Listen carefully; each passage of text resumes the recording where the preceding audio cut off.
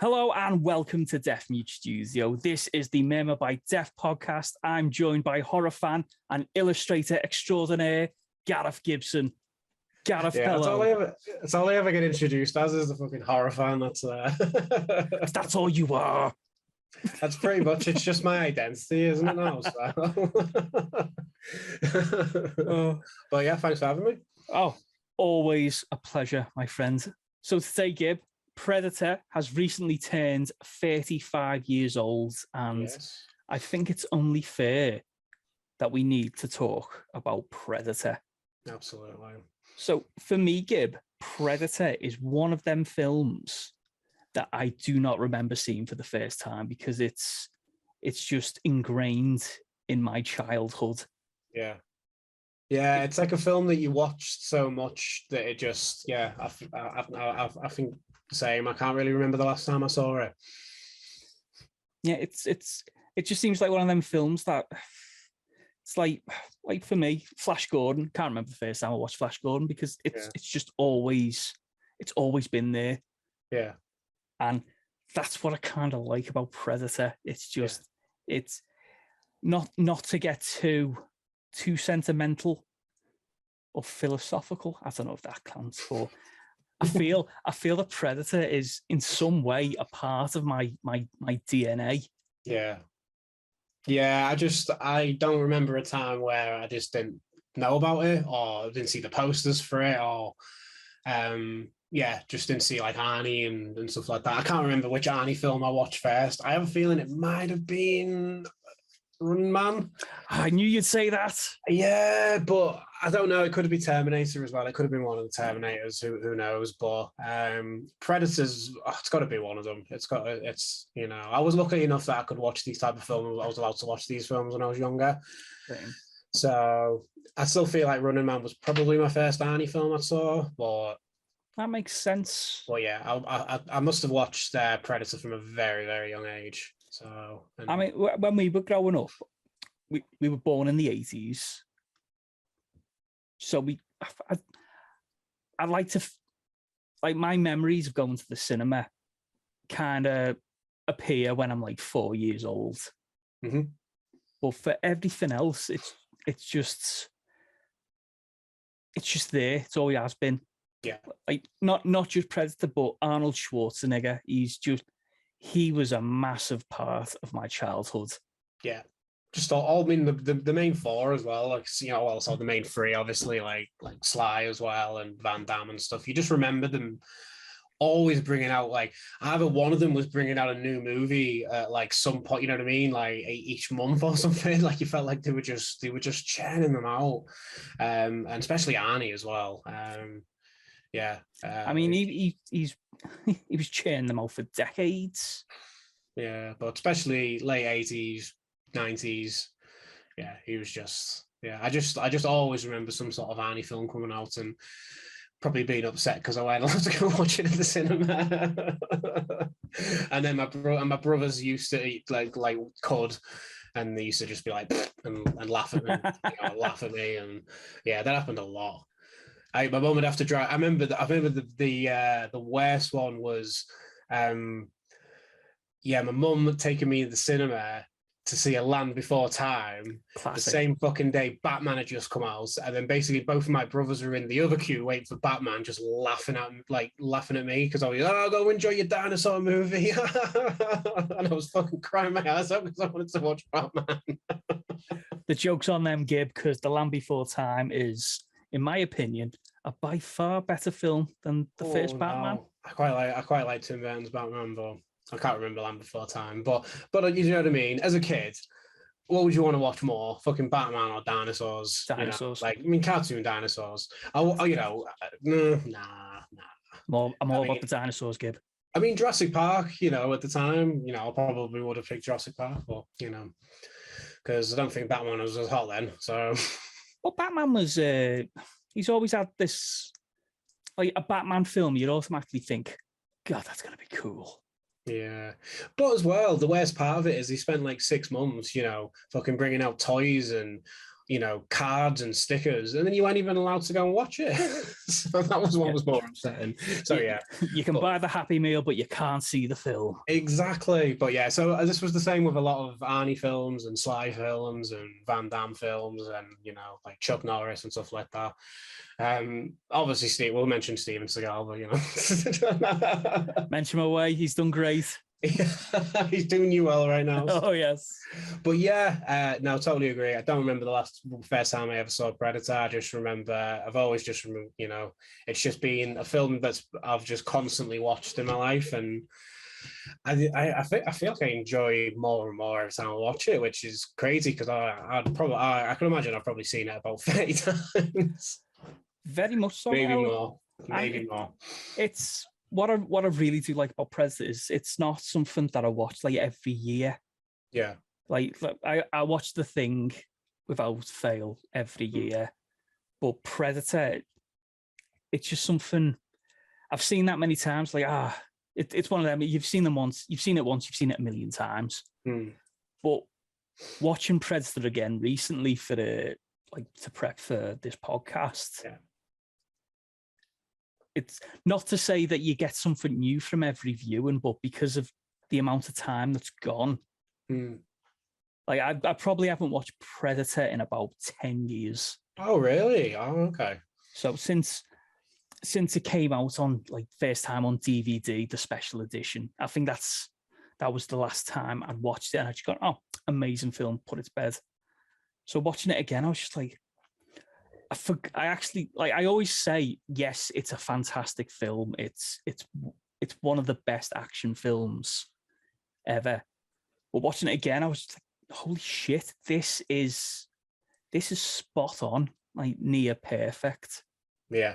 It's it's just for me, I've watched it quite a lot over the past few years, whether it was like a lockdown thing or something like that. Like I did kind of revisit all my action films like during lockdown. But yeah, like I've already watched it twice this year and then watched it again to kind of prep for this as well.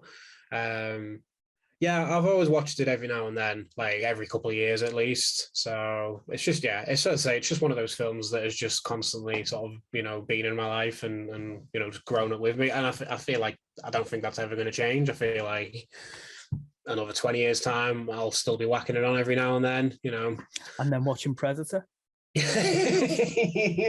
Or doing both at the same time.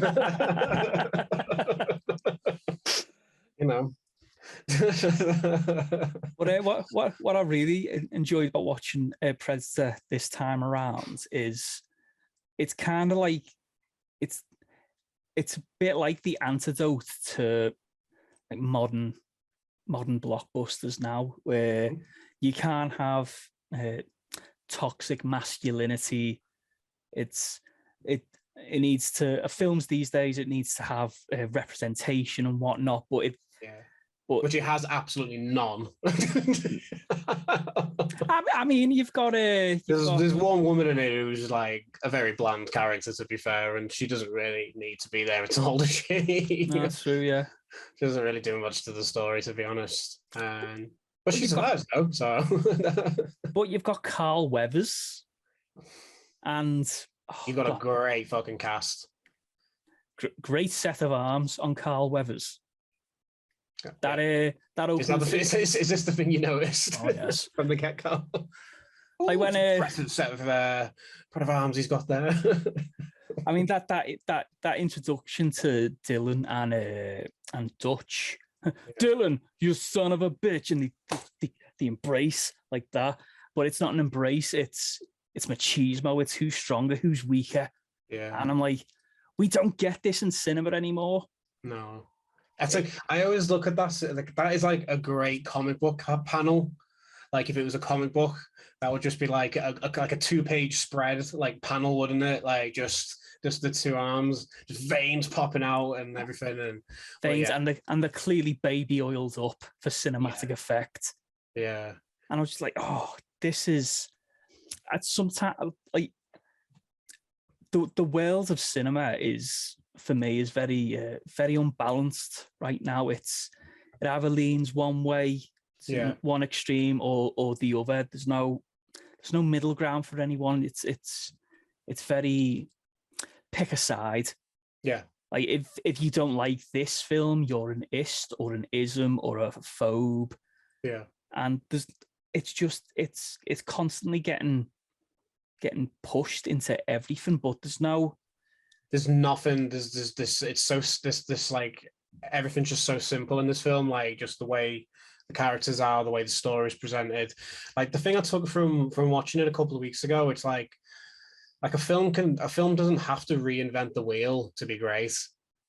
And this film doesn't do it. It doesn't really do anything new. It doesn't, you know what I mean? It doesn't like the action in it you've seen before, the characters you've seen before, kind of, all variations of those characters, variations of Arnold Schwarzenegger you've already seen up to this point.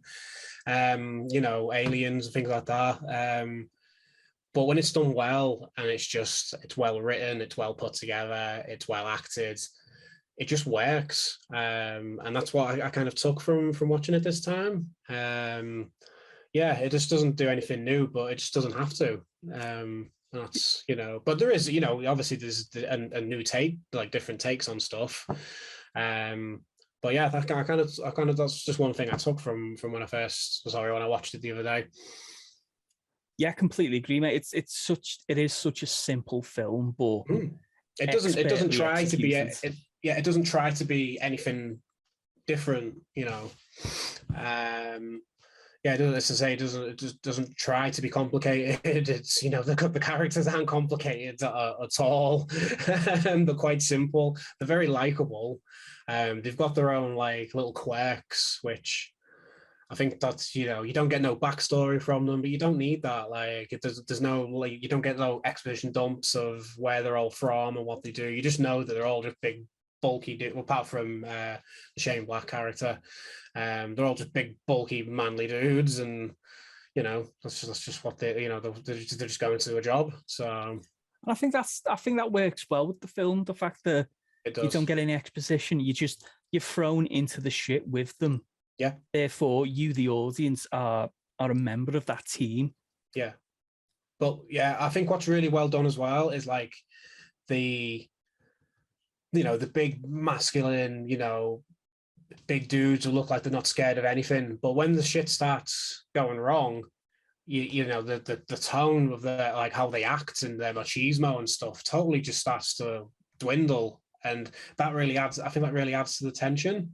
Yeah. I know you get a bit of like, Jesse Ventura, like I ain't got time to bleed and all that stuff, but eventually he starts to, he starts as it going along, he starts bricking it as well.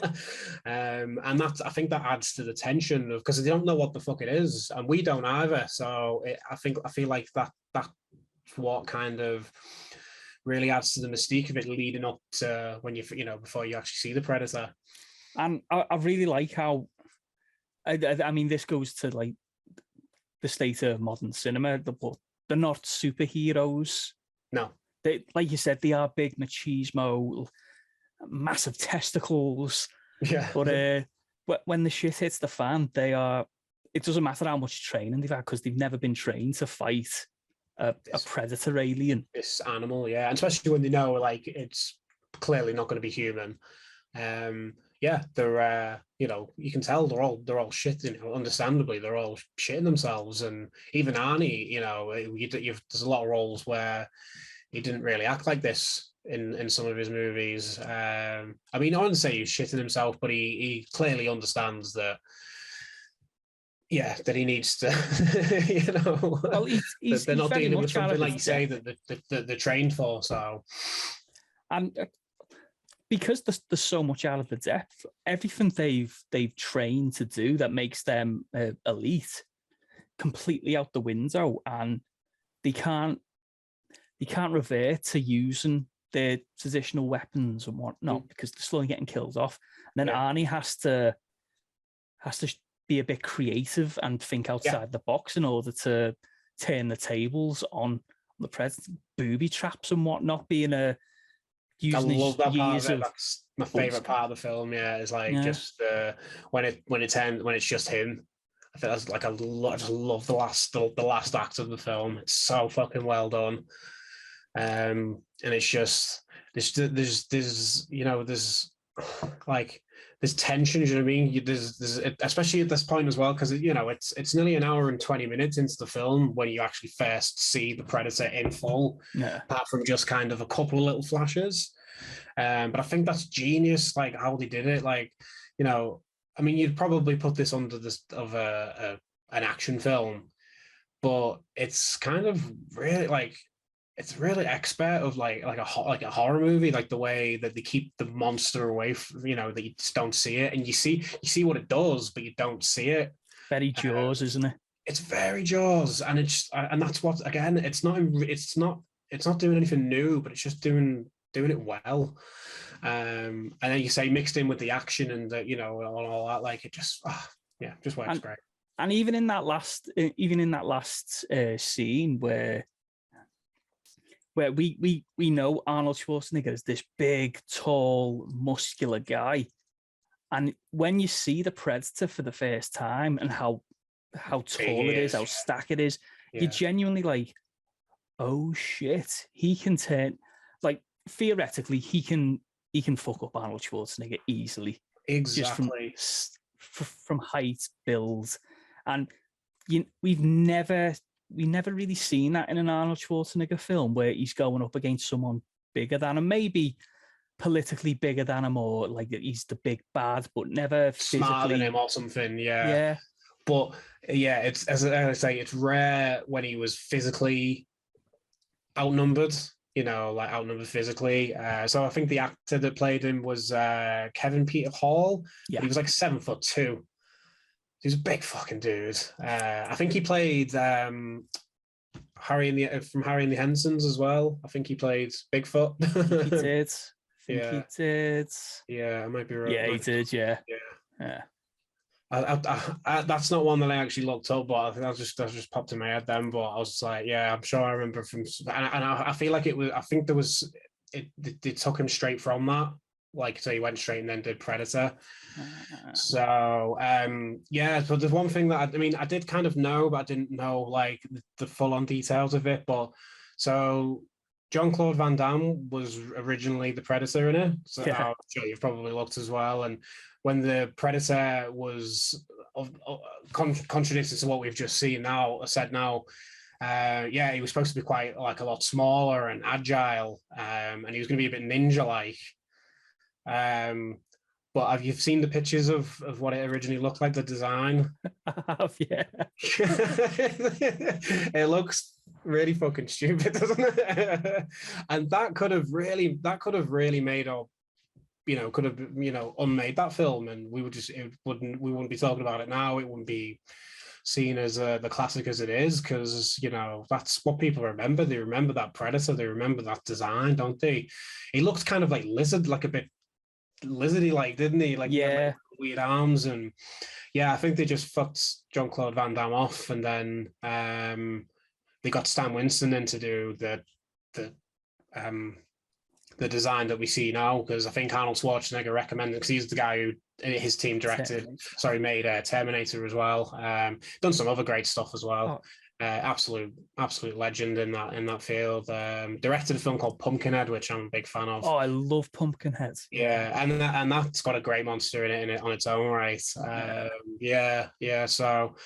I think that's probably was a bit of a blessing as well, because I think that's why we don't see a lot of the Predator leading up to when we do, because I think they shot a lot of footage with him and the actors, so they've probably gone all, you know, they could only like reshoot all like the ending, so I feel like that's why we actually only saw him at the end. So it's kind of worked out for the better, really. I feel like that just built the tension through it, because you don't see it. Because I think that I've seen like a shot online of when Carl Weathers gets his arm severed, and you could see the original Predator with him. So maybe it was originally shot where they were both in the scene. But I feel like it just all works better when you saw them killing them all off, and you don't even see the Predator. I just think that just works so much better. Oh, always, mate. It's like we said, Jaws. Jaws was very effective because it done the smoke and mirrors around it, and you didn't see Yeah, everything, and it lets your imagination do all the heavy yeah. lifting. But again, I think that was a happy accident because I remember, I'm sure that was because Steven Spielberg didn't like how the shark looked. So I feel like it was going to be in it a bit more, but because he didn't like it, he just put the shark in less. But I think like Yeah, again, it just works out for the better. And it does does look, yeah. I mean, it does look a tad fake at the end, but it doesn't take any away from the film. But No, good film's a good film. It doesn't. still better. It's still better than watching a CGI shark. You know. I mean, Deep Blue Sea. Dare we say more? But going back to the Jean-Claude Van Damme and the original creature design, Yeah. I'm pretty sure, like, none of this has been confirmed. This is just all from me. There was a film that came out in the early 90s, straight to video, called DNA. Right. It's a blatant rip-off of Predator, and I'm pretty sure they used the original Predator design for the creature in the film DNA Oh, no way. because it looks so familiar. Yeah. Oh, yeah. I'll have to look that up. Oh, it's bad. Like I rented it on VHS. And Oh, that sounds like some of those companies that used to release a lot of straight to video stuff would do, really. yeah, But yeah, that I mean, it could have totally changed the perception of the film if they'd used that original design. And you saw some of the I've seen some of the footage of like when they filmed it, for the camouflage bit, and it's just like this big bright red, like it looks like a little dinosaur, and it's just it looks funny. But yeah, I think as well what the problem was the fact that obviously Van Damme is a lot smaller than Carl Weathers and Arnie. yeah, And again, like we've just mentioned, it would have took away the tension of the film because you're like, Arnie could fucking beat that little thing. He'd pick it up over his arms and yeah. dunk it on its edge. Yeah. So yeah, they get it right sometimes. Studios get it right when they when they do the hiring and firing. They do. And Van Damme did all right for himself, didn't he? I think he came out all right. he went out, because that was obviously must have been very early in his career as well. So.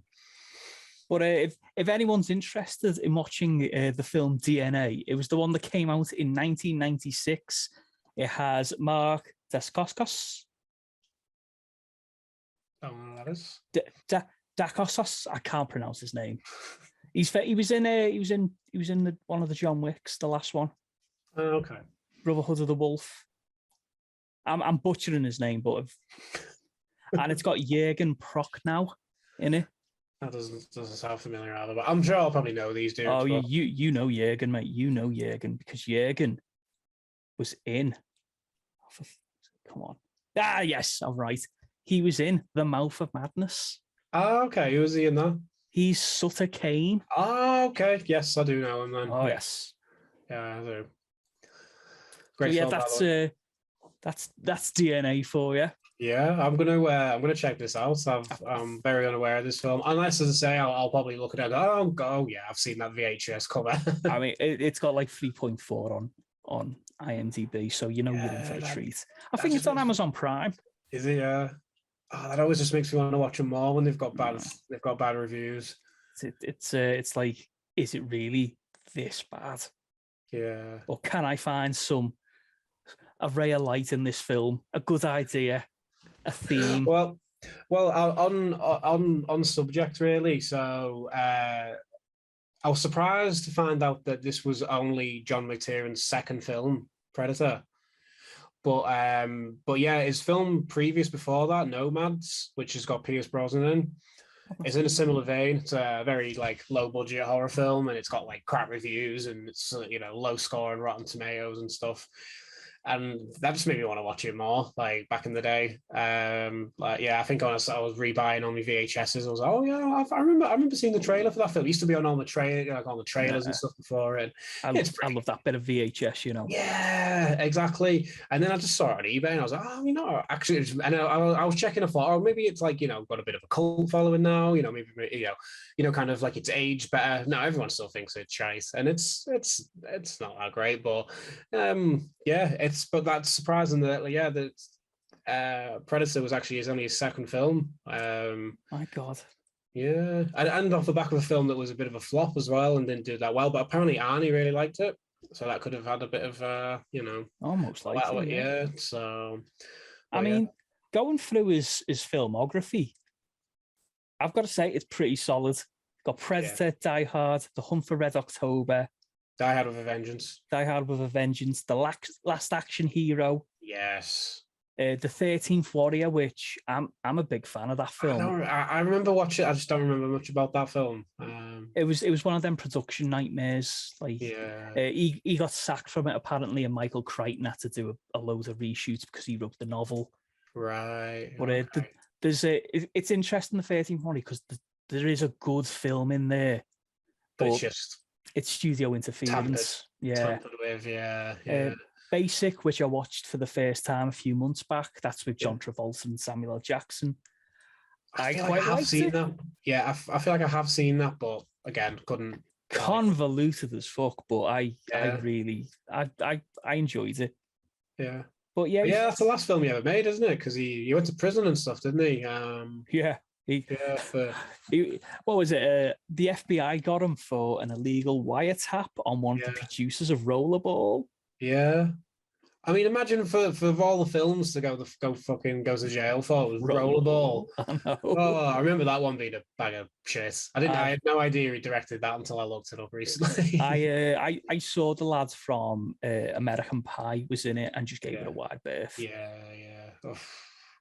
But yeah, of all the films, and for all the reasons to go to jail for as well, because I was like, oh, this is where I found out that he was, he's, I don't know, it's like a sexual misconduct, something like that, like something bad. Yeah. And then it you know what I mean? It's just going to ruin my review of him now. But I just found that quite funny, to be honest.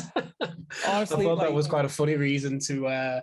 So he basically lied about it, and that's what he actually went to prison for. I think so. Yeah. So it's like perjury, isn't it? I mean, like if you're gonna go to jail for something, I'm all for the illegal wiretap. Because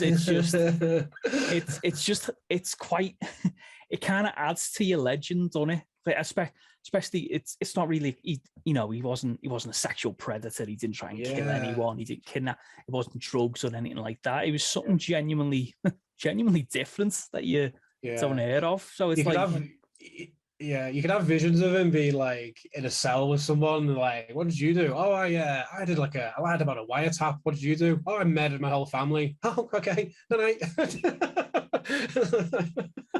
It's like, come on, mate, you need to up your game here. What else have you done? I directed Rollerball. Oh, that's why you're here. Oh God, I would have thrown away the key for that.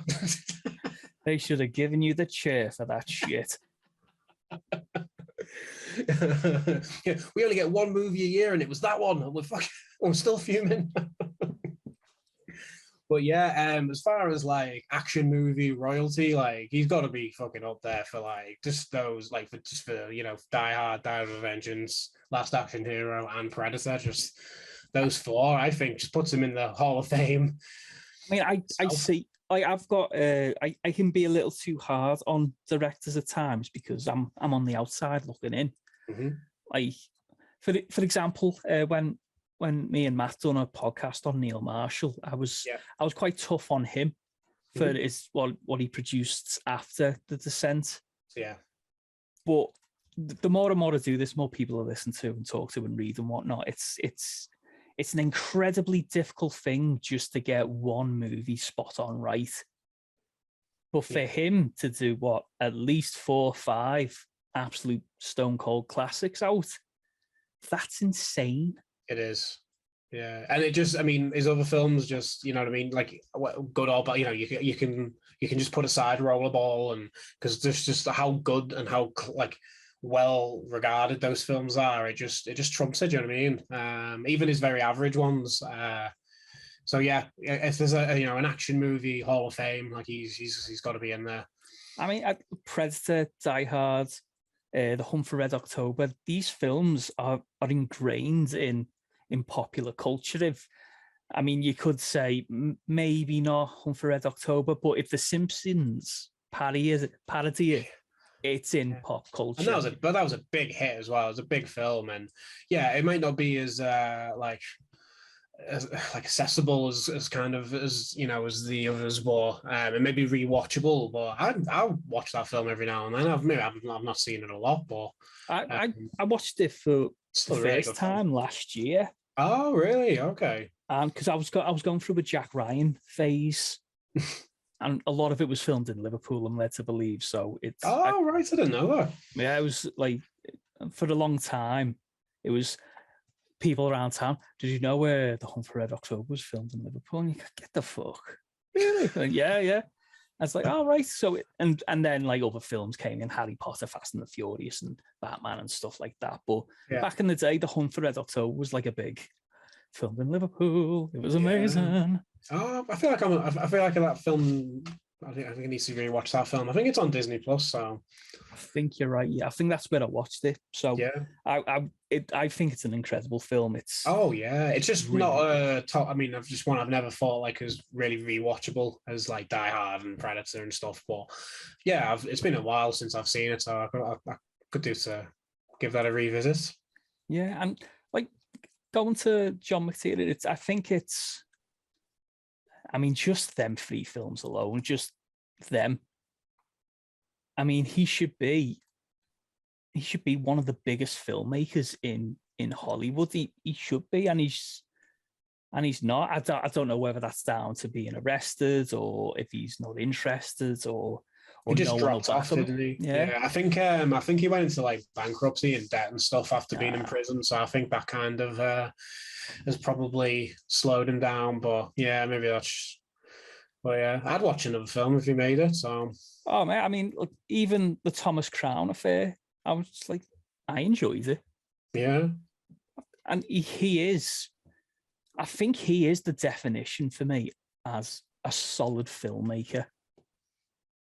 Yeah. Like, he's not. I wouldn't put him down as an auteur because he doesn't seem to throw a bit of flash on screen. He's not like a character like Tarantino. He gets the film, he works the story, works the characters, and you just get entertainment. Yeah. Yeah, he's just a good Hollywood director, just a good all-round Hollywood, can just do a good Hollywood blockbuster. Yeah. And I appreciate that.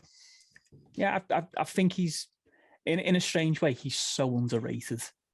He is. I mean, we kind of talk about his films more, but maybe we should talk about him a little bit more. But like you say, maybe it's just because he's not, wasn't like an outspoken character, or even like from what I've seen, like on like DVD extras of like Die Hard and Predator and stuff. He's just quite a normal, quite reserved guy, and which always makes me wonder, like how like people, if they're like that, like how to be like that and be a movie director as well, because you've got to be kind of quite outspoken and quite loud, I could imagine, to be a film director. Yeah.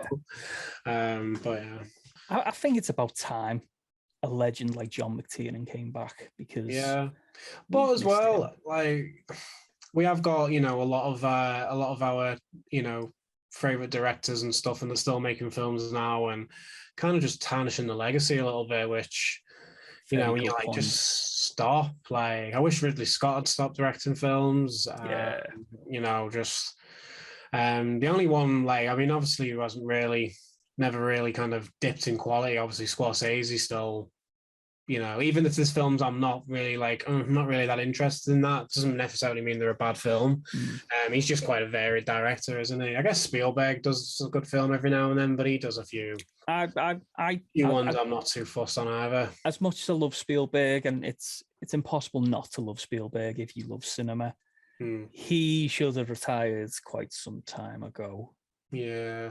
I mean, exactly. Did you ever watch the BFG? No. It did, again, that just didn't look like a Spielberg film to me. Like, no tension in it, Gib. Yeah, it just happened. It just looks, it looked boring. I mean, to say to people like, like Oliver Stone and things like that, like they just, what happened to, just the same person who directed this is directing this now. Like, I mean, this is why I think Quentin Tarantino's got the right idea. Just 10 films, and out. Yeah. And a lot of people give him stick for that. Like, oh, who do you think you are, just doing 10 films? It's like, well, he's Quentin Tarantino. He can pretty much do whatever he wants. Hmm. And Yeah, and I mean, but he does films it's a very like very sporadic as well.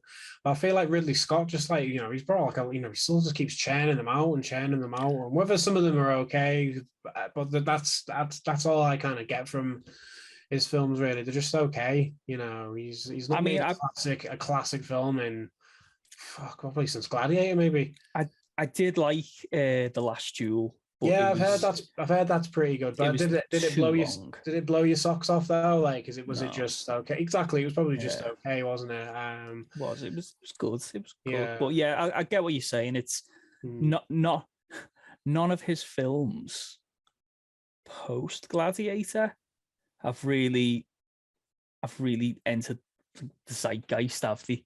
Exactly. So yeah, maybe it's not the worst thing in the world that John McTiernan legacy. Do you know what I mean? That he's not still churning out films, and that there could be been making a lot of crap for the past 20 years. So true. And would John McTiernan I know we've previously said he hasn't really got a style. He's not really an auteur, but with the films that he's made. No, I'm going to disagree with my own point that I've not yet made. But I was going to say, would he fit into the political landscape of filmmaking now? But I was really hinting towards like feminism. Like, could he make a film with feminists? Just because Predator, Die Hard, they're very masculine films, but he did make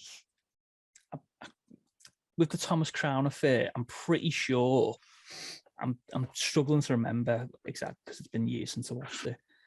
If Rene Russo was a strong character in that film, yeah, because I mean it was like 99 or something like that. Yeah, that film, wasn't it? So it was yeah, it would have been I couldn't tell you much about that film. It was so long ago when I saw it. So I mean, his last film was 2003 with Basic, and cinema's has come a long way since then. If you were to release Basic now, straight to video on demand. Yeah, because there's no cry for that kind of film anymore. It's superheroes. It's Star Wars. Yeah, I mean the straight action film is pretty much just like a straight to video market now anyway. Even fucking ones with Bruce Willis and a couple with Arnie as well. Obviously Van Damme's been doing lots of and Seagal have been doing all their straight to DVD shit for the past 20 years, but even some stuff with Arnie and Bruce Willis and stuff as well. Samuel L. Jackson. So I got a lot of that stuff with a lot of action in. It's a bit of a dead genre, to be honest. It's kind of sad. Yeah, it's well these things. I don't know the actual name for it, but peaks and valleys, isn't it? Yeah, like, it's valleys now for action films. It just needs that one thing to spark everyone off, and then we will have an influx of action films. Then a lot like I know superheroes has been going on for like 20 years now. There or thereabouts, but it'll eventually come to an end. I think we're seeing the dregs of it now, to be honest with you, with Marvel and DC. There's been a massive dip in quality since, for me anyway, the end of the Infinity Saga with the MCU. Yeah. But I mean, I guess that's what an action film is these days, but it's just not the type of action that I like. I don't like just big, boomy, zoomy, quick cuts, slam stuff and, bit of CG, bit of this and bit of that. Like, I just like shit exploding and so a bit of slow motion and a bit of like cinema, like what, things caught in wide cinemascope as well. And, like wide fight screen, fight scenes that are like, long takes. And like, that's why I'll say the only modern action films, that was The Raid and The Raid 2. There was the two that They were only have amazing. just, watching those was just like just a trip back to the 80s and the 90s, and you got that same feeling from watching films like Predator and Die Hard and stuff, even though it was quite, it's a lot more martial arty as well, but you could tell like that same sort of like love and care for that genre was really thrown in, and you just don't get a lot of that these days, especially with Hollywood blockbusters as well. And another thing I've noticed we don't get much of these days in big Hollywood blockbusters is the lead character absolutely getting the shit kicked out of them, like putting them through the meat grinder, Yeah, and coming out the other end. Like these days, it's little scuff. yeah. I'm all right. I'm really tough. But I miss protagonists getting to the end and they can barely walk. Yeah, they are fucked. like having that, that vintage moment in action films where where they get caught and they're tied up, and then they've got to get and they're in the bad guy's lair, or they're done, and they have to get out. Lethal Weapon with fucking Mel Gibson tied to the ceiling, getting the whatever that like fucking electric scrubber thing, and you're like, how the fuck's he going to get out of that, and Danny Glover getting the shit beat out of him in another room, and yeah, there's tension, there's they're gonna, there's stakes, yeah, there's stakes, yeah. I mean, they're gonna get out of it in some capacity, like they're not just gonna die, you know what I mean? But you still you kept on your feet, you know what I mean? And yeah, there's none of that these days, and it's very breezy these days, and it's like, oh, just another day in the office. It's more, especially with the Marvel stuff as well, it's more just like things going wrong around them, but it's never there. They never actually seem to be, like people around them are in trouble and they've got to save them. But yeah, you don't ever see, you just don't see that anymore, with like the hero having to, to rise against, you know what I mean? Yeah. And that was what made those movies great. I mean, contrary to that, like I love Commando. Oh, but there's not one fucking second in that film where Arnie isn't just like, I'm in control. And even the baddies in it are kind of scared of him, aren't they? They're just. So, by the way, Bennett is one of my favorite villains. Which one's that? What's that? Sorry? Bennett, yeah. I mean, but like Bennett isn't like a great baddie in the sense that he's like, shit. If anything, he's scared of Arnie. I think he's kind of in love with him a little bit as well. Oh, he's definitely gay for Arnie. Yeah, like I don't think like his end result, I feel like he just knew he was going to lose to him, but he just did this thing to fuck with him. But I feel loves him so much, Gibby. He put on chainmail and brushed his tash. And he let off some steam. And he let off a lot of steam. But yeah, that one, I guess, contrary to what we've just said, that one's an exception because I still fucking love Commando. Commando's like a different kind. Commando's very tongue-in-cheek in it. It doesn't take itself totally seriously though. Like Predator, clearly in its tone, is a very fucking serious film. And yeah. But yeah, again, this, as I say, like we said before, there's tension, there's things at stake.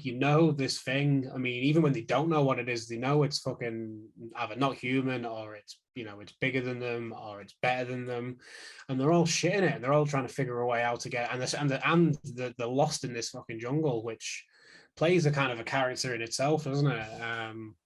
And another thing that I loved about rewatching Predator is no green screen. No. They were actually in the jungle with wildlife, and it was as far as I know, real sweat because of the heat. I'm sure it's horrendous conditions. Like, I mean, that actors probably wouldn't or shouldn't really be put through. But as far as like, it captured on film, it makes it better, doesn't it? So, because I think I'm pretty sure we've spoken about this quite a few times on the across the podcast, but with green screen, it's so flat, and yes, the images behind are very beautiful, very well rendered and all that, but it's not there because you can tell. And as soon as you see that, as soon as that clicks, oh, that's a green screen background, you're out of it. You're like, you're not watching a story. You're watching a film. Yeah. But with Predator, you are very much like the cast and not know much about them and put you in with them. The fact that it's shot on location adds to that. You're in there and you're like, and subconsciously, like I found myself thinking, oh, if I was in that jungle, I'd probably be the first to die just from the heat. Never mind the Predator. Yeah, I'd just get just from the leashes alone. I'd be I'd be like, I'm done. It'd be Stand By Me all over again. Just looking in, going, oh Jesus. I'd be like, just leave me. Let it suck me.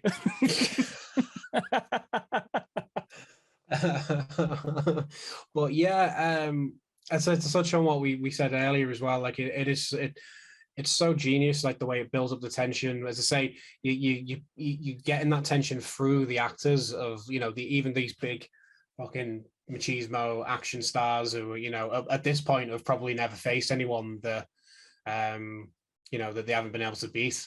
But then you just see all you do is you keep seeing the aftermath of what this Predator can do, skins people or hangs people upside down, and then you just get some quick close shots of its hand, or a quick glitch when it was in the water, so you could just see a quick glimpse of it. You're like, oh, I saw it, but I didn't see it. And you just, it just keeps constantly adding to it. You're like, well, this thing's obviously a bad motherfucker, but you just, I just think, it's done it better than most horror movies done. And I wouldn't really consider it a horror. I'd probably say an action horror, but it's definitely more of an action film. Yeah. Action sci-fi horror. But it does, it builds up that tension of the monster and stuff better than most monster films actually ever done. So, yeah, of that I always really appreciate. And then when you do finally see it, it's and people must have just fucking lost them minds when they first actually got a glimpse of it, and because it's not on the posters or anything like that. It wasn't on. No, not back in the day. No, we probably had already seen the Predator from comic books and adverts and things like that. So probably when we saw the film, I can't remember, but we probably already knew what it looked like. Yeah, but people wouldn't have. They just had Arnie on the ad, on the posters and stuff. So when they saw it, it must have been fucking mind blowing. Oh mate, when those the mouth properly opens up. Yeah, I mean, even before he actually takes the mask off, even when you just saw it as well, and he just does that fucking turn and the dreads, and it's just so cool looking.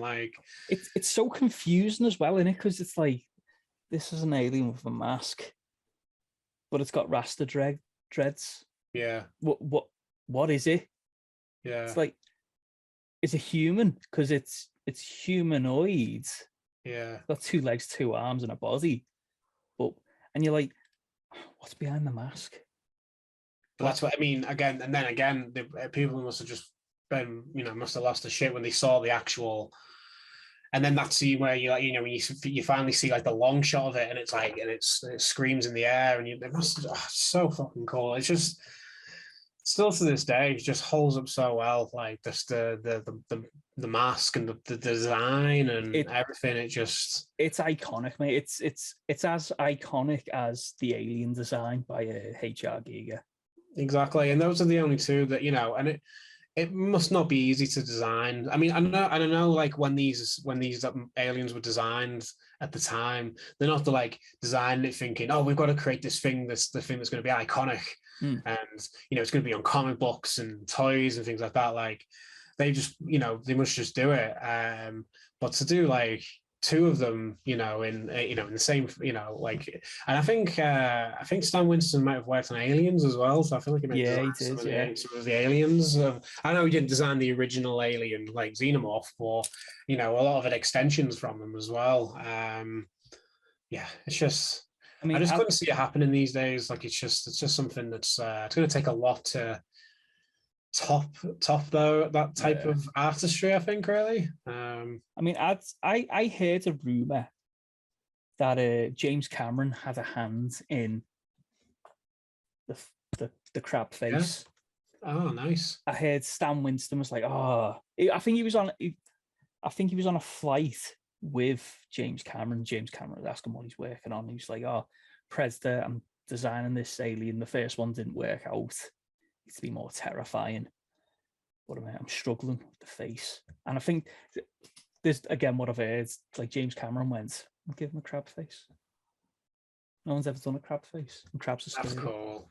If that's true, that's fucking really cool. I hope it's true, and I haven't dreamt it and just making no. I feel like I might have heard that or read that before as well. That's cool though. If that's, I mean, that just adds to James Cameron's bloody legacy as well, doesn't it? Yeah. If that's just he just comes up with that, on the spot.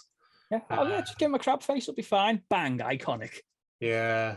It's just so cool looking as well. And the fact, as I say, the original design, they obviously tried to make it look as alien as possible, but with this design, obviously they just went more with a human, to say 2 arms, 2 2 mobile arms, 2 mobile legs, and then just give it a fucking gnarly face and a gnarly set of dreads, which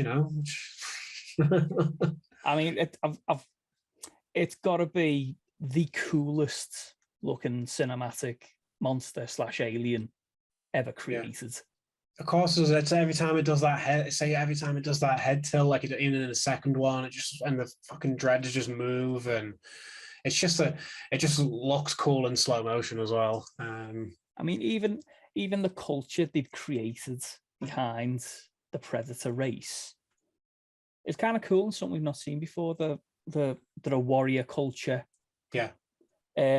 Some people say, which grates me, like they're called Youchers, aren't they? Youchers.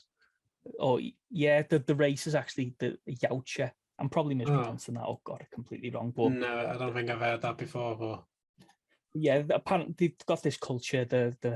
And people say, oh, they're honourable. They'll only kill you if you've got a weapon. No, predators are dicks.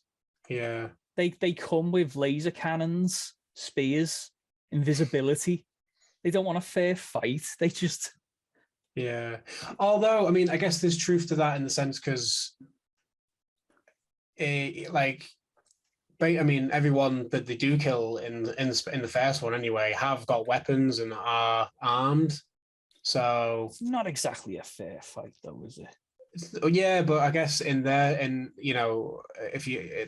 a little bit of truth to that, but I don't know if that's totally intentional. Because doesn't he not kill the woman because she doesn't have a weapon? I feel like there's... Yeah, Arnie cottons onto the fact that it only kills with people who are armed. So she goes to grab the gun, doesn't she? And he kicks her. Get to the chopper. Yeah. So I feel like that's how she survives. So there's probably a little bit of truth to that, but maybe that's people. I think people are just looking a bit too much into that. Really, I feel like if he was in his way, he'll fucking take you out. Yeah, and collect your skull and stick it on his belt. And I think like it's slightly off going on to the sequels. I think they've lent too much on that honorable hunter code. Yeah. And it's now like, he can't do that. It's like, well, let's see a dishonorable one. Oh, and an absolute C-bomb who just goes around and just does whatever it wants. Yeah. Complete chaos. I'd love that, but it's all in the codes and conventions of a Predator film. Yeah. Yeah, I feel like I just like the monster when the monster doesn't need to have motives, doesn't need a fucking backstory. It's just, again, it's a predator, it's a hunter. If it's got a bit of a code in the sense of I'm only going to kill the bigger, badder dudes, and this small woman's not really, that's not fun for me. That's cool. Imply it. I don't need to know, it doesn't need to be delved into, you know what I mean? And why he was on the planet in the first place and stuff. I don't give a shit about that. That's just, it's fucking irrelevant. It's irrelevant to the story. It's irrelevant to the series, really. But just touching on before we talk about the sequels, we've got to mention about the Alan Silvestri score. Oh, again, iconic tick. Like, yeah, it's as soon as you hear that, you just pumped straight away, aren't you? Like, and it's just you see the chopper coming in, and Arnie gets off it, just looking dead fucking cool, and it's pretty much, I mean, it's the same kind of beats, just like all the way through it, but it just really works though. Like it kind of just keeps getting dialed up a bit as the film goes on, but yeah, I mean it's just straight away, just straight into your head, that like, you know, just that and you just, yeah, and the way that it just comes on straight away, it's fucking great. And Alan Silvestri's done so many fucking good scores as well. Oh mate, he's again like McTiernan, underrated. Yeah, again, you know, you know the scores, you just, yeah, you don't totally always know the person, but yeah, his filmography, we could be here all fucking day. He's I'm pretty sure he's worked with everyone. He's but I just, yeah, I had to mention that score is just, it's just action movie iconic as well. It just could, that score could probably go with any Arnie, any Sly, any Van, like any film from that era. You could slap that on and it will just fucking work great. But it has got that, I mean, I guess it has got that jungle-y type quality to it as well. You know, so it does, it's fucking great. And I've grown more appreciation to that, like the last few, you know, more times I've seen it over the past few years. I don't know why I appreciate scores a bit more now. I like to listen to scores on Spotify and stuff. So maybe it's just like, I don't give a shit. You don't give a shit about that stuff when you're a kid, do you? No, it's just like, oh, what's that noise in the background? I don't care. Arnold's got big muscles. Yeah, exactly. He's like, oh, wait, yeah, I just want to see the, you know, I just want to see this. Yeah. Exactly. But I think with that track, especially coming in at the very first scene, sets the tone perfectly. Yeah. It's like you're in a badass film right now. Exactly. Again, and you're not surprised that straight away it's Arnie that gets off, and that's the type of characters it is. And as I say, it's the third time I've watched this film this year, and just hearing that score, I had it on while I was working, and I just had like my morning coffee, and just heard that score, and I was just like, fucking yes. Like, I think I even texted you straight away. I was like, I was watching it now, getting ready for this, and I just fucking gets me pumped. And then I was just listening to it all day as well. I had it on like Spotify later on, and yeah, it's a quintessential like action movie score. Yeah, it's just absolute perfection. And I agree with you, mate. It's very it is very repetitive throughout the film. Yeah, but it's not a bad thing. I guess it just kind of gets dialed up a little bit as like the tension rises and stuff. But it's like he wrote like just 3 pieces of music for the film, and he went, well, we can't top this. Just place them in. I mean, it's make it a bit louder. Yeah, it's more of a theme tune than a score. So it totally is, though. Like I do miss films with theme tunes. Like it doesn't happen a lot these days either. I miss superhero films when they used to have their own theme tune as well. You know, like Superman, Batman. Even that doesn't really happen anymore. Yeah, I do miss films that just have that, like, you know, you know that you know, like, you know, the Running Man's got a great score as well. You know, like, and that just plays all the way through it, but in different variations. And you just that's just been ingrained like in my head. You know, the Terminator, you know, theme song, like you just like they're just iconic, aren't they? And again, that they move through that film, it's just variations of that score, but it just But just I think that's as far as the film, probably touched on all the great bits. Oh mate, and I found out to my shame, I only recently found out that Peter Cullen is the voice of the Predator. Oh right, okay. Optimus Prime is the voice of the Predator. Oh, I was like, how cool is that? And how did I not know that? So what? Yeah, basically just when it says like the couple of lines back at Arnie, so basically that was his voice, yeah. Yeah, Peter Cullen. I was like, wow. So then did he do the laugh as well? Because I thought the laugh was because he recorded the. Yeah, the laugh is Billy in it.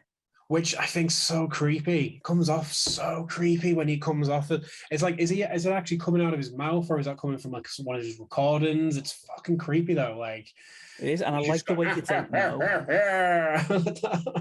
And I also like the way it hasn't. I mean, I know Peter Cullen voiced it, but it's the Predator hasn't got a voice. Yeah. It just. Oh yeah. If it had just started yapping, like it would have just took away from the coolness and the tension, and it would have been a bit Gremlins too, wouldn't it? Yeah, exactly. It's fine. Like I like the way that it picks up. It picks up like human voices and stuff like that. I'm okay for that. But yeah, if it just started yapping in English, which why would it be speaking English as well? Like, yeah, no, it's again, keep it simple. It's totally keep it simple. It doesn't need to talk. Yeah, I mean, it makes sense that it's just saying some of the same things back that it's heard. So yeah, I agree, mate. It makes it so much creepier. Yeah, but that laugh always really creeps me out. Because you see it like yeah, and it's a bit of a funny laugh anyway. But yeah, I think I don't think of it. It's probably taken me quite a few watches, I think, to cotton on that it's the laugh of Billy. Like it, probably I probably just didn't nick onto that when I was a kid. So I just thought it was really just creepily laughing. Well, it was the thing I was thinking. Like it's like when it does the mimicking, is it the technology? Is he recording it, or is that's what I mean? Is it coming from his mouth? That's what I don't know. But it's still, because he's kind of doing, he's doing a bit of this, like the shoulder pump. So I don't know. He definitely gets the joke, doesn't he? Oh, he knows what it means. Yeah, he definitely. So yeah, so on that, like, who's your favorite character out of the team? Oh, I mean, for me, Bill Duke stole the show for me. Yeah. And he's like even more so like the realistic of the bunch, because he's from the get-go really like uneased and shitting himself really, and you get that from like obviously his quirk, from when he's constantly just shaving. It's out of nerve, it's out of nerves, isn't it? So I always the other thing I never totally get about his death scene though, like his head clearly gets blown off, and then when he gets found, it's like just a bit of blood dripping out of his head, and I'm like, I feel like he just should have not had a head at all. Yeah. You see it from that back view, and it's like, and then you look, and it's just kind of like he's just got a bullet hole in his head. Yeah, you'd think that that laser cannon, it ripped Carl Weathers' arm off. Yeah. So you'd feel like that should have been just like some sort of stump really at that point, because you see from the back it just like completely explodes. But yeah, or at least a big massive crater in his face. But I do like those. I like all the characters though. In fact, the female characters very just not really like a bit underwritten, not really. Yeah. Not really much point of being there, to be honest. I mean, it's not really it's not a character-driven film, is it? It's just you're in a shit scenario with a bunch of people. Like you said before, that's all you need to know. Mm-hmm. And you don't. No exposition needed. You're just in the shit with this group of people. Yeah, they've all just got their own little quirks, I think, just to tell them apart. Yeah, which I still find really fun as well. Like just like in the helicopter leading up, Shane Black, with the jokes, and Jesse Ventura with his tobacco, and I always struggled to separate the characters Poncho and what's Shane Black's character? Hawkins. Yeah. Like I'm not sure if I'm being a white racist, but them two look the same to me. Basically, they're just the two small white dudes. Out of it, so. I'm like that. God, these small white dudes all look the same. Yeah, I feel like if it wasn't played by Shane Black, like we probably would mix those up a bit more, because only like when I was older, I'm like, oh shit, was that actually that Shane Black who was in that film as well? So yeah, I think that's the only way I actually recognize him. But yeah, I get what you mean. Yeah, but like in terms of like, I do like all the characters in it. Like I do like being on that journey with them, whether I like them like personally or not. I know I like Carl Weathers' character Dylan because he was a bit shady. Yeah. Like, he was CIA, so there's something else going on there. Yeah, and they're all quite suspicious of him from the get-go, aren't they? Apart from like the other team, so what I do like from it, like you get straight away that obviously this team are a team and they've worked on stuff before and they know each other. I'm guessing that anyway. That's kind of what I got from it. I'm not assuming that they all don't know each other. Well, at the beginning, it sets the team up pretty well to be quite likable, where Arnold Schwarzenegger said, I think he mentioned something about Afghanistan. Yeah. It's like, we don't kill people, we rescue them. Mm-hmm. Yeah. Like, so okay, they're a team with a bit of a code of honor. Yeah, a moral compass. Yeah.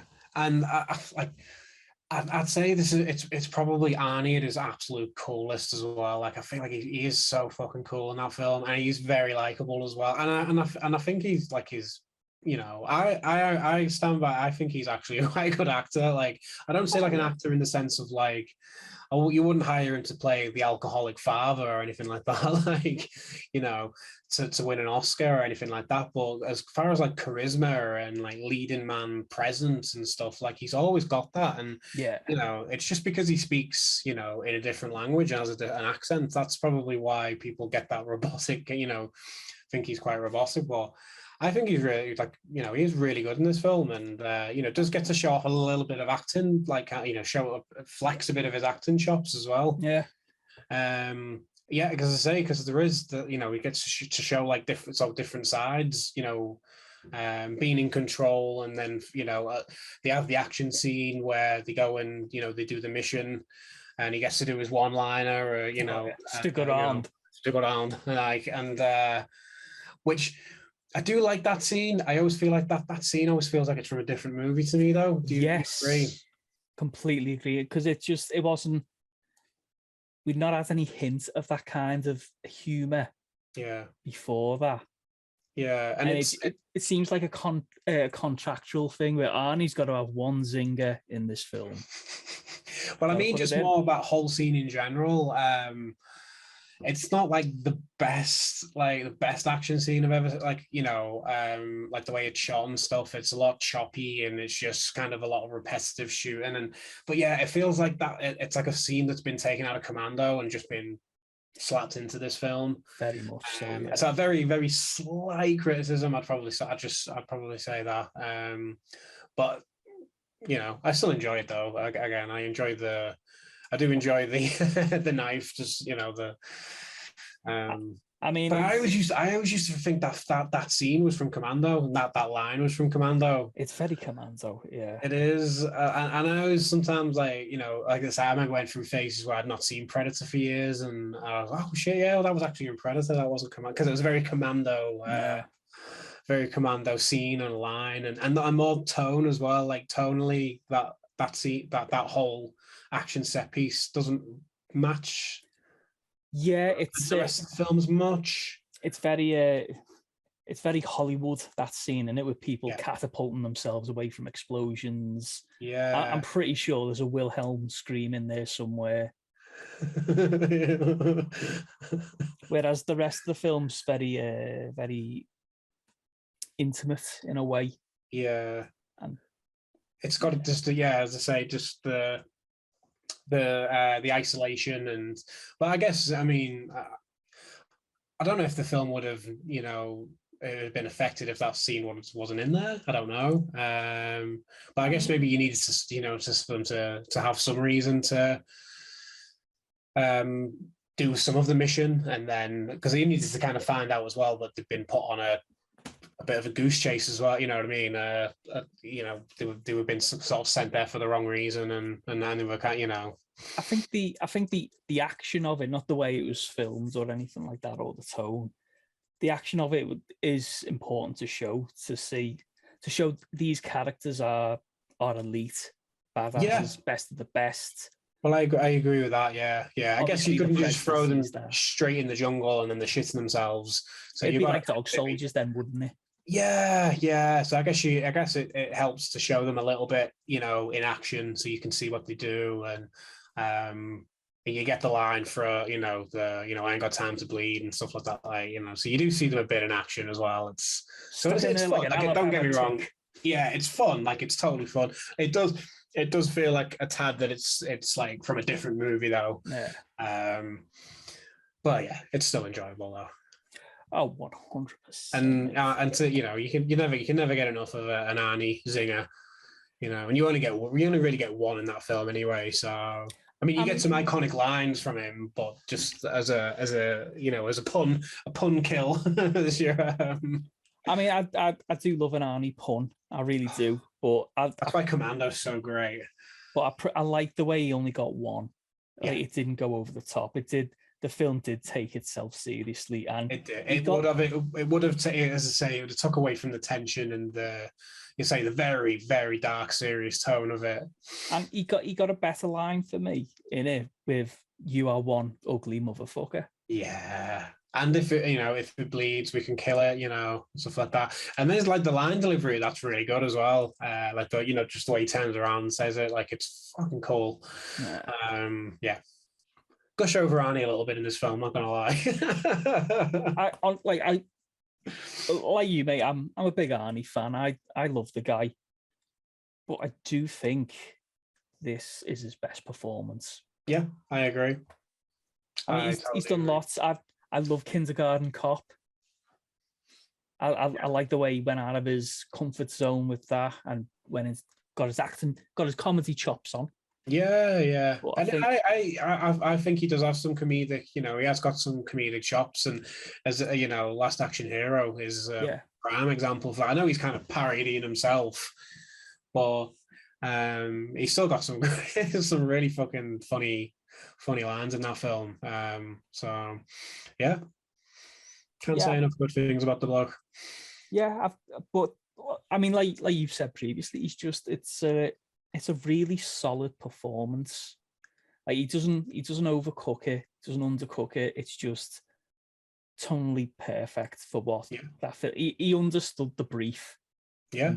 When doing the acting in this, and he's done it so well.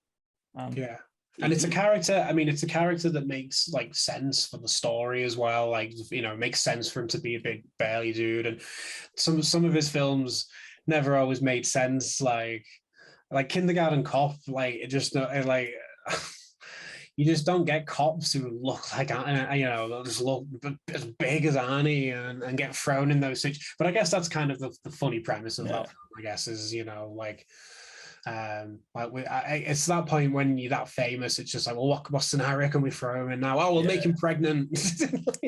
We'll stick him against Danny DeVito, make them twins, so I guess it's just that writer's room kind of let's just come up with the wackiest idea. But this was obviously when he was still starting out and probably still quite hungry as well. So that's probably why the performance is so good.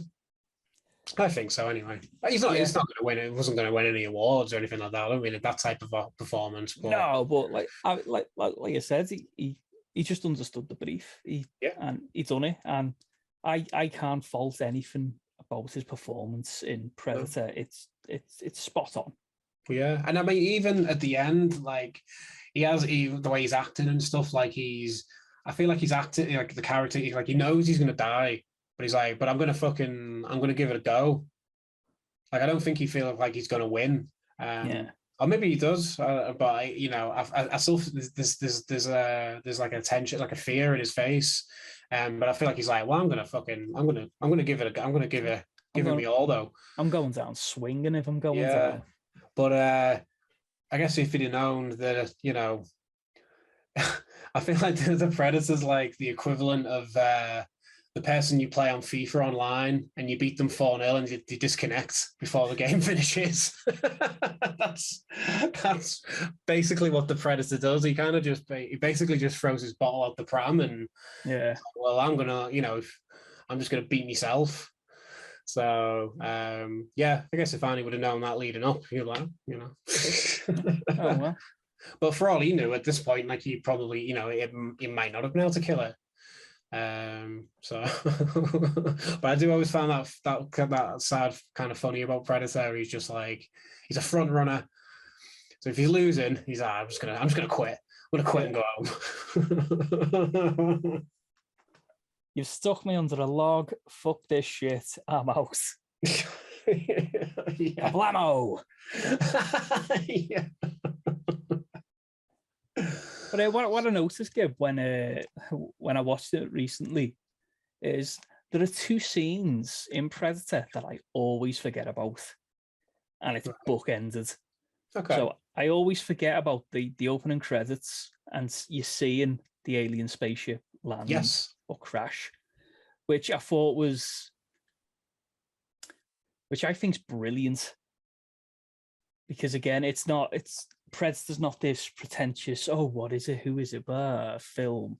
It's like, yep, that's an alien ship. Yep, those are badass Marines. They're gonna meet, and it's gonna be fun. Yeah, this isn't Commando. This isn't this isn't just an action film. Yeah. And I always forget that Arnie's in the helicopter at the end. Right. I always in my head, and I'm playing it back, it ends after the explosion and it's a bit ambiguous. Right. And then, so I was like, oh shit, no, of course Dutch didn't die, he got rescued, but what's going to happen after that? But I like that it ends as it starts. Yeah. It ends, it ends with him going away in the helicopter, and it it started with him, coming out of a helicopter and to the same song. So I think it's a nice, as I say, it's nicely bookended. Yeah. Yeah, I just thought it's so good, so good. It's just a fucking great film. But what I'm not, I do kind of enjoy a bit, but then really don't know the reasons why they did it. Is after that, what's with the screenshots at the end of the actors? Oh, it's like an old school comedy, in it. The colours are yeah. I kind of like so, it. It just doesn't fit the film. It doesn't. And like the clip I sent you today with that, like, to the Beverly Hills 90210, it's like something from a 90s sitcom when they just kind of when they turn to the camera and smile, and the female character looks at the camera and smiles. She doesn't smile in the whole fucking film. She's under threat and broken pretty much, but then there's a shot of her kind of laugh at, and it's so weird. And there's just I don't know. I don't really. I'd love to know what the reasoning behind doing that credit sequence was. It's a very old school trope, in it. It's which it's just so out of place. It's so weird. But again, it's to the it's to the same score as well, which again doesn't go with it. And then they're all just kind of just looking at the camera, laughing, and and it's, as I say, it just got the name and stuff. Really weird choice. I'm not saying it should not be there, but I kind of enjoy it. But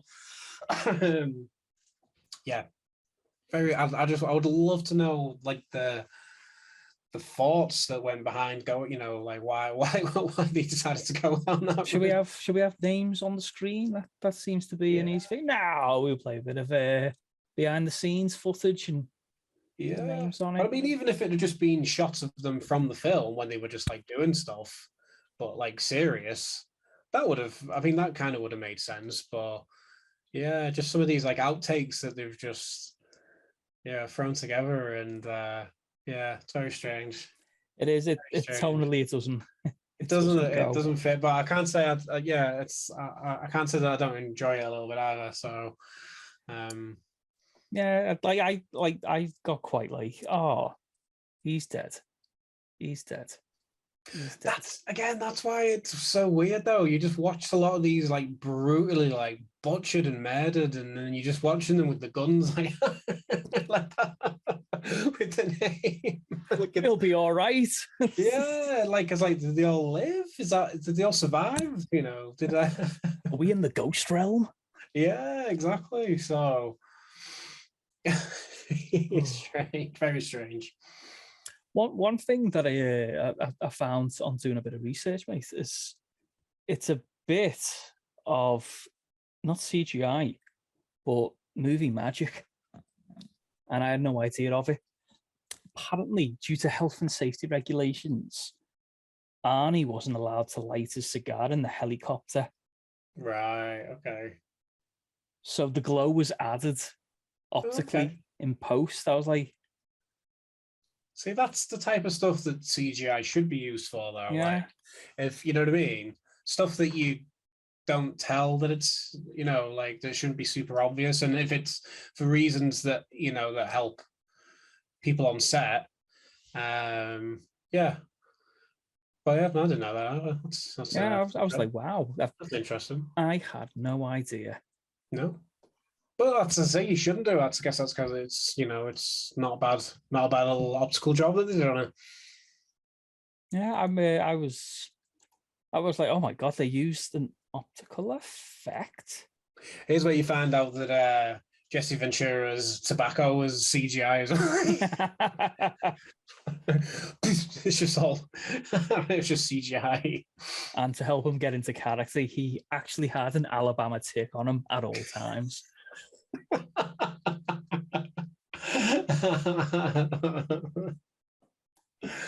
I do love Jesse Ventura in that film, but I like him better in Running Man. I feel like he's better. He's a lot funnier in Running Man. Wasn't it?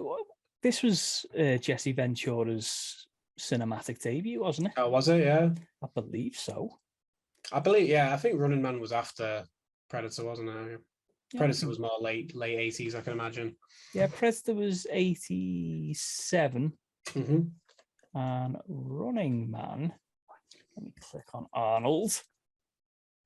It's all we pays to have IMDb on the go on these podcasts, so I can fact check myself, so I make a little bit less of a tit of myself. So let's have a look. Running Man. Oh, same year. Same year, okay. Same year. So I'm sure I read somewhere it was Ventura's first film, so it just depends on when they were shot. It was probably like back to back or something. Yeah, I love as well because he played like the exact, like he just played his wrestling character in Predator so much. He just played Jesse the Body, which I fucking loved as a kid. Like, I love him in Running Man as well. I guess he kind of plays a similar character, but I always just found that like that scene when he's doing like the aerobics advert and he's like, "Are you ready for pain?" I love that. Yeah, I always love that scene. A funny scene is like so in Running Man, you know, when they do like the artificial fake fight where you see Arnie getting killed, like he had spikes. So when I watched that when I was a kid. Apparently, like I was like bawling my eyes out because I actually thought Arnie really died because I didn't really get the context of what they were doing. So I just saw Arnie dying. Like Arnie doesn't fucking die. So I was like bawling my eyes out apparently, and then like suddenly he came back on, and I was like, oh okay, it's okay then. You thought they Ned Starked them. Yeah. Yeah. Because I guess I couldn't really, you know, well, probably however young I was, I didn't get really what they were doing. So I just like seeing him fight and seeing Arnie win and doing his zingers. And anything else led to tears. Yes, exactly. Anything less just made me bawl. So, yeah. So yeah, Predator. It's not just renowned by us as being an exceptional film. It's got a very strong, loyal fan base. It was critically well received when it came out. It's still well received to this day. How do you think the Predator franchise followed that? Or how well do you think it followed that? I see it as like, this is the mountain, and it's just gone like that ever since.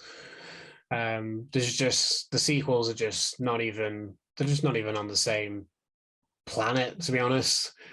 And there's only one that I actually just think's just good and passable, to be honest. And the others, I'm either just thought they were meh or just downright despised. I think you know which ones I'm talking about.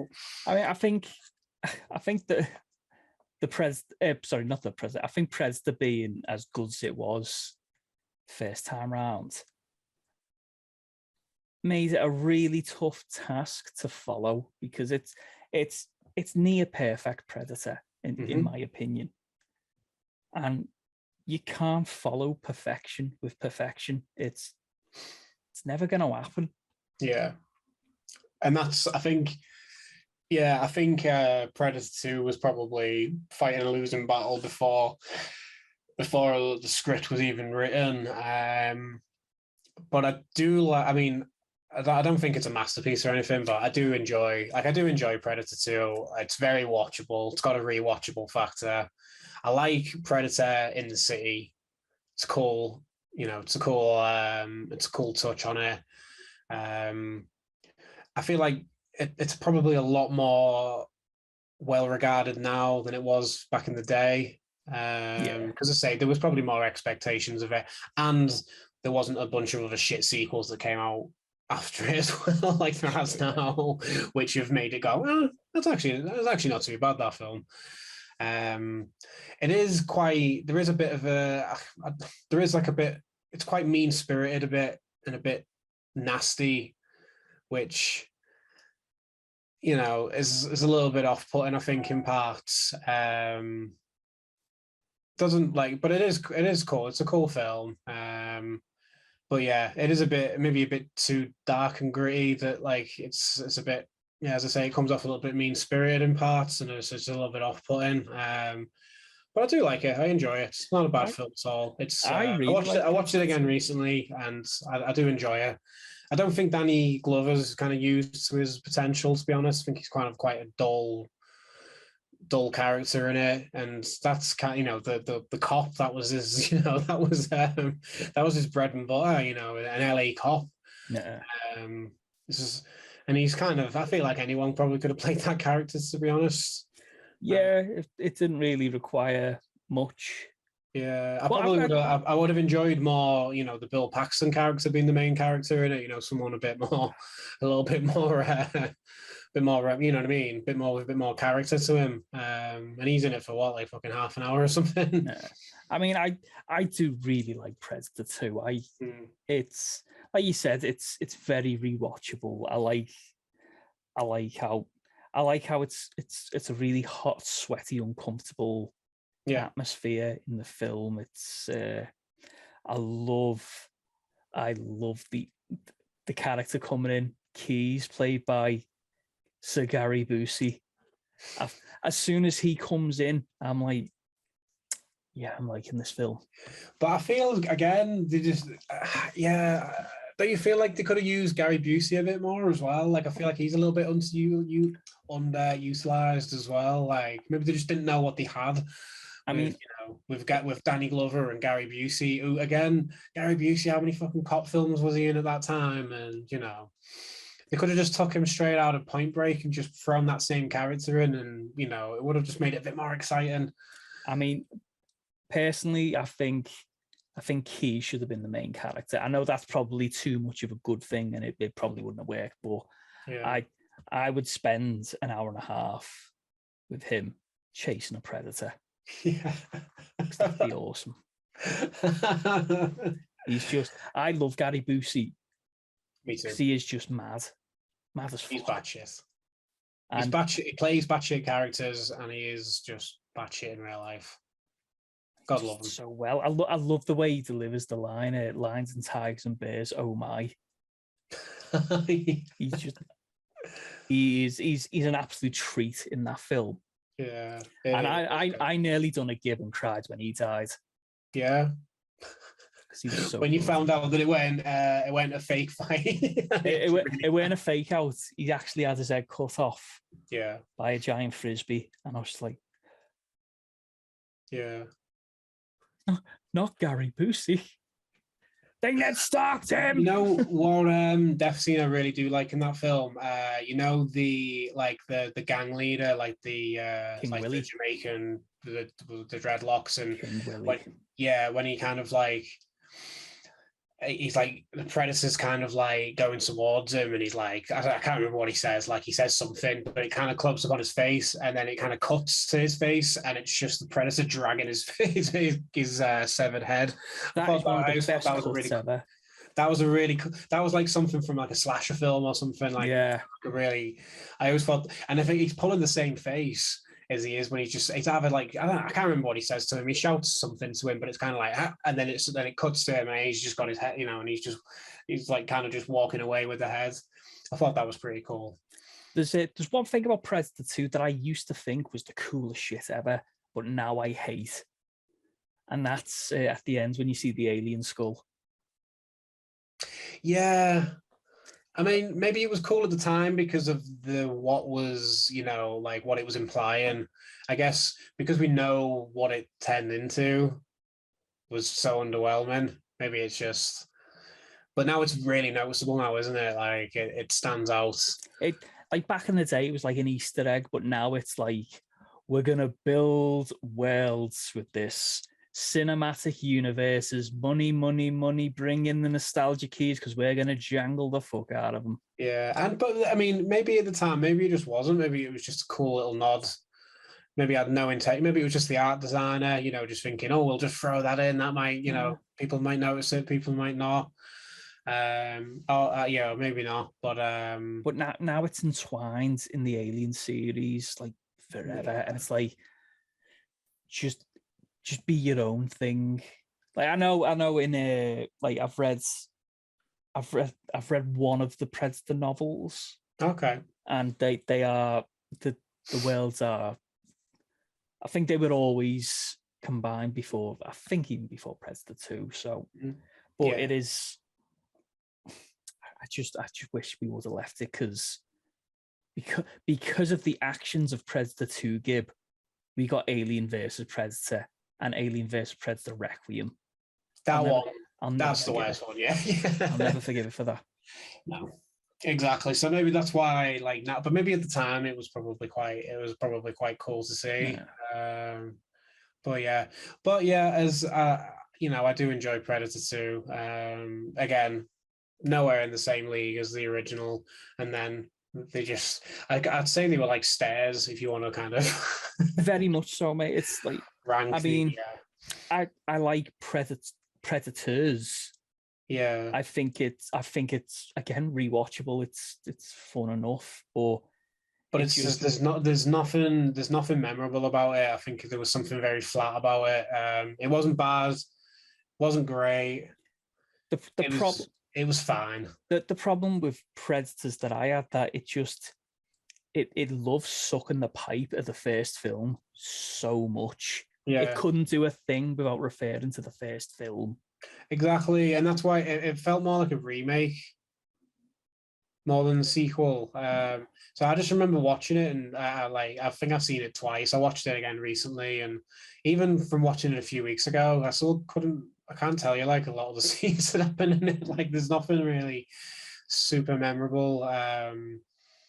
But yeah, it's fine. It's all right. If you can get over Adrian Brody's Batman Christian Bale voice. Yeah, they were going to the same gravelly voice school at that point, weren't they? Which was in at the time. Yeah, and but like it does endear itself to me because of its love for the first film, but it's also the reason why I find it a bit grating. Yeah, it does. You feel like I've seen this before. They never hit that sweet spot of just Yeah. It's in the middle. We're referencing it, but we're also doing our own thing. It was just basically, no, we're going to do beat for beat the first film, but we're going to have it on a different planet. Ha Yeah, that's the twist. we got ya. Oh, it's like we're watching a different movie. Oh, now I know that. It's fine. That's what we call in Hollywood. That's the hook. It's like it's not that big of a hook. It's yeah. Don't get me wrong. It's fine. It's that, but that's all it is, though. It's fine. Yeah, it's fine. It could be worse, Gib. It could have been the Predator. Yes. So yeah, I think like I was just. Oh, the word disappointing was just. I was like, it was probably one of the most films I was anticipating. Is it 2018? I'm saying, or 17? So, yeah. Yeah, it was one of the films I was more just because of who was behind it. Shane Black directing, Fred Decker writing it as well with him. I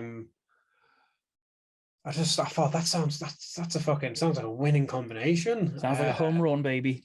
Yeah, and not to say I'm pretty sure this whole film was probably fucking chopped and changed and all this stuff, and it's probably nothing like what was originally intended, but there's got to be some accountability as well, though. Like there's stuff that's in there that doesn't look like it's there because of studio meddling or anything like that. Like it's just a fucking mess of a film.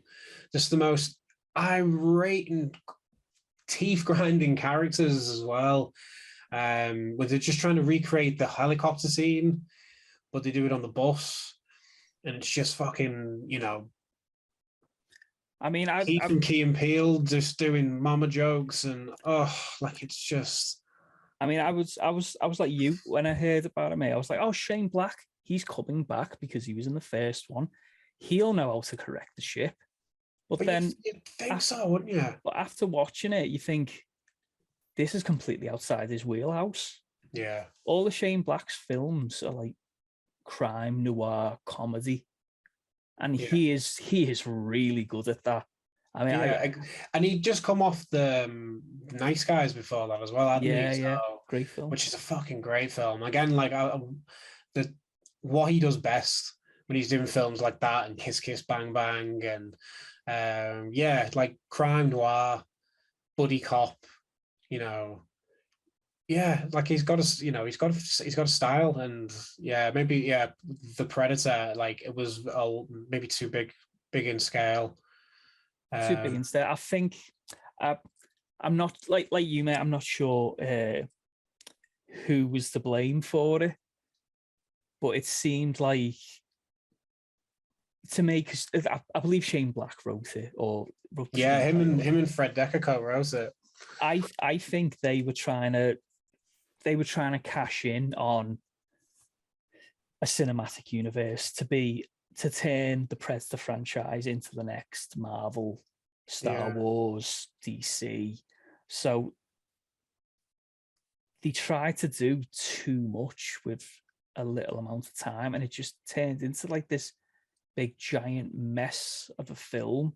I mean, the kid at the end with the Iron Man Predator armor. Yeah, I was like, what the fuck is this? But the whole premise of like how it starts, and like, so basically the Predator is after the kid because he's got autism. And as we know, Gib, autism automatically means you've got magic powers. That's what it's kind of implying, which is just like the downplaying a very a very serious mental state, is it? Or I mean, so coming from someone who's, I've got two nephews and a niece who have autism, and to watch that, like, as if it was, like it's like a superhero, it's like it's a superpower. It was really insulting and like just very very insensitive, and I mean, I think it'd be fucking great, like, for representation, to have like a main character who has autism, and saves the day or whatever somehow and stuff, but not because of, because for some reason, like his condition makes him elevated, over humans. That's such a weird concept, and I just don't know how that ever got past the writing stage. Surely that wasn't like something that the studio would have meddled in. That must have come from like the beginning. Do you know what I mean? Yeah. It's so fucking weird. And it's just the whole film's it is just a weird mess. Like, and it makes so many bizarre decisions, like shooting a predator dog in the head to make it more obedient. yeah, It's like, well, it's not a dog. It's on four legs, so we call it a dog, but it's a fucking alien. yeah, How's an alien going to be domesticated by getting shot in the head? I was just like, yeah. I can suspend disbelief if the film's going in the right place. I'll be like, yeah, I'm on board with that, whatever. But it's just, it was so many stupid things, one after another. You can't help but start going, all right, well, what's wrong with this scene now? And then you're picking holes out of it because it's just.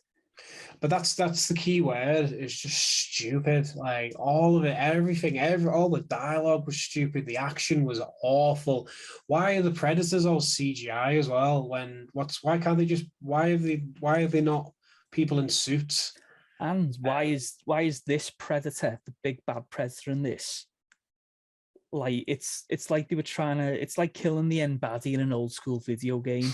He's just invincible. He's getting shot at. He's getting blown up. He's getting set on fire, and he's just fine. He's fine. Yeah.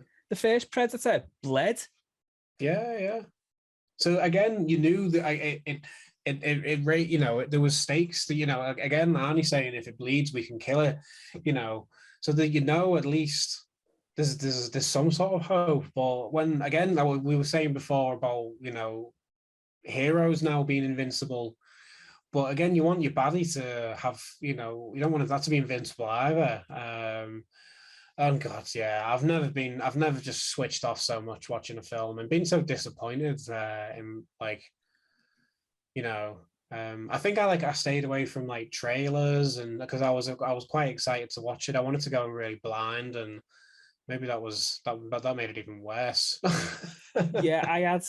When it came out, again, it was like, oh, Shane Black couldn't save it. New Predator film. Oh, this is going to be good. And my sister was going, the trailer looks shit. And I was in denial. Going, no, it'll be fine. It's just a trailer. But yeah. Yeah, see, I feel like I avoided the trailers. And I think even leading up to the release, I avoided reviews and stuff like that. So I probably would have maybe had a bit of an inkling that it was going to be a fucking dumpster fire before I'd seen it, but I was just like, it just took me so off guard of like how bad it was. And the only thing that was pretty good about it was the fucking poster art. That was it. That's all I can say that's good about it. It's a good couple of posters. That's it. I mean, it was one of them rare scenarios for me where it was worse than the reviews. Oh God, yeah. I feel like people were being quite kind when I read the reviews. I mean, if you watch more reviews of it now, like people are a lot more fucking harsh on it, rightly so as well. It's definitely one of the it's got to be in there with some of the worst films ever made. And I don't mean like worst films, like low budget films and like films like The Room and stuff, but a film with that much fucking talent and money and things going for it, it makes it in my eyes even worse of a bad film. It's so baffling because the first film, like I said it regarding Arnie, but the first film did understand the brief. It knew what it was. Exactly. But the Predator didn't have a clue what it was trying to do, and I was just like. And it was trying to say some stuff and trying to comment on, and that's again so the message just blared when everything's all over the place. That's what the beauty about the first one. There's no subtext. There's no deep meaning behind it. It's just like you say. It just sticks to the brief. Fucking knows what it is. Straight away, in the first 2 minutes, you get an idea. It's got an it's gonna have an alien in it, and it's got Arnie in it, and it's what you get. exactly. They were trying. They were definitely trying a lot of things at the wrong time. Yes, exactly. Which again, the adding Shane Black into that mix, you think, oh no, it can never go wrong. He understands Predator. Like, we know now that he doesn't. He was just an actor in the first one. Yeah. I totally got swept up on it and was like, yeah, this is like a winning team. This, like, fuck, oh yeah, I was wrong. Everyone was. I think everyone was. Everyone was like, I think, expecting a lot from that film, and yeah, again, it's just what happens when you try and throw so much in the blender, and you're trying to, like, again, give us backstory and tell us things about the aliens. Like, we don't need to know that. Like, we don't need to know about what it's trying to do and what its prime objectives is and shit. Like, what you just want is the fact that it's on Earth and it's killing people, and they need to get away. Yeah, that's it. That's all you need. That's all you need. Keep it simple, stupid. The kiss. Yeah. That's all you. And to be honest, mate, like, after watching The Predator, that was the straw that broke the camel's back for me. I was like, this is a one movie franchise that's been dragged out. It's like many other big franchises. It's creatively bankrupt. I mean, I think the nicest thing I can say about The Predator is at least it tried to do something different rather than constantly reference the first film. But no, and it's giving it too much credit, I think. I'm not holding out any hope for any form of Predator film. We had one great film and one decent one that I really enjoyed, and another half decent one. Yeah, I'm chalking that off as a win. Yeah. I wish they'd stop. I wish they'd just stop with the Terminator sequels and the Alien sequels and the Predator sequels. I feel like they're just films of the time, and the stories were told. I feel like the Predator, like, I am baffled of how, like, it hasn't been a good. I feel like there's a lot of stories that it could fit into, but no one seems to get it right. So I mean, I'm happy for them to just stick a pin in it. But I mean, if Hollywood has any real balls about them, they do a feature-length Predator versus Batman. I wonder if that's actually happened as a comic, because I think there's a DC connection for that. It's happened in the comic, because I think DC owned Predator for the time. It was, unless Dark Horse is a subsidiary of DC. Yeah. But there was a fan film made of Batman versus Predator. Yeah, and it was great. Even had aliens in. It came out like 10, 15 years ago. Boss. Joker was in it. Well, question for you then. So Predator versus Batman, which Batman would you put against the Predator out of all the cinematic Batmans? Ben Affleck. Yeah, that's a good show. Because he's big. He's absolutely built like Arnie. But although not like Arnie, but he's big. He's he's bulky. No, it's a good shout, and it's one where he's not like totally tied into the gritty, realistic Batmans as well, where it wouldn't make sense. Like, it totally make sense. So yeah, I'd go with that as well. I couldn't see emo Patterson's Batman fighting against the Predator. Can you imagine he'd be too busy going, "Oh, why do I have to be Bruce Wayne? I just want to be Batman." Let's put on some My Chemical Romance. Yeah. But again, just because of more the universe that Batman's set in and stuff. Yeah. But yeah, the bat fleck, I could totally see. So that's a good shout. If he was still with us, I would say Adam West Batman, because that would be genius. I've got visions of So, like, you know, in Predator 2, when he's on top of the building and with the fight, you know, with the lightning, and he's got, like, you know, and then suddenly the camera pans down, and then you've just got Adam West. So suddenly the camera goes like this, and it's just like, oh, so. And every time the Predator punches Adam West, that little POW thing comes up, but it's got turn around. Yeah. Want some candy? Oh, I love it. I love it. Yeah. That's well, maybe one day we'll be treated to I mean, that's the only way I can really see any fun coming from the Predator IP, is just doing something completely batshit with it. Yeah. Because, like we said, it's the films are creatively bankrupt. We're not getting anything good from them. They've tried to expand the universe, but poor results. So just go mad and just go, oh fuck it, we'll have a bit of fun with this. Come on. Let's reanimate the corpse of Adam West and get him fighting a Predator. Yeah. Just keep it away from Shane Black. Yeah, because he was never built to make a Predator film. Yeah, I mean, to be fair though, I don't really no one pops to my mind or thinks, oh yeah, no, they do a good job. Well, they do a good job. It'll be someone totally who you wouldn't expect. Yeah, maybe, or give it to someone brand new. Someone hungry, someone eager to please. Give them 15, 20 million and just say, listen, go make a fucking cool film.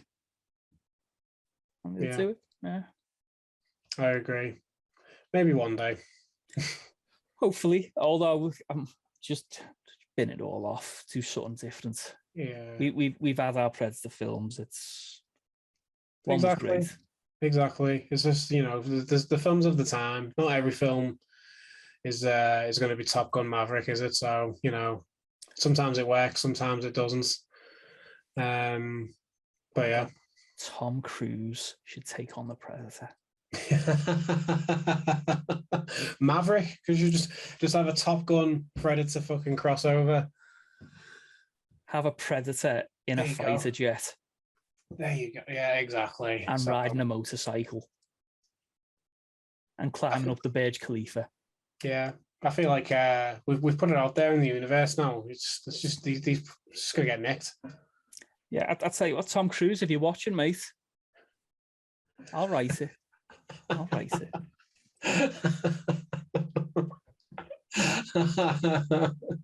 Give me the 15, 20 million to make it, and I'll and you'll never see me again. I'll be in Mexico on a beach crying. Yeah, I'm very sure I'll be watching this as well, so it might happen.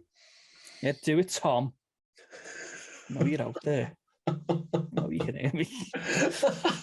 I'm sorry, Tom.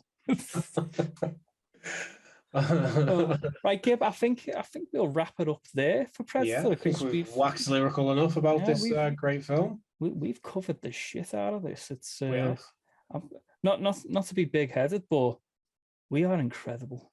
We came prepared today. We came bringing heat. Hey, we had everything. We even talked about a film called DNA. Which I'm going to check out. That's one that I'm going to check out next week. Please do. Yeah. I'll give you my knee-jerk review. Oh, yes. Yes. TM. Right, Gib, until next time, thank you very much for coming on yet again. And yes, see you soon. See you soon, man. Adios.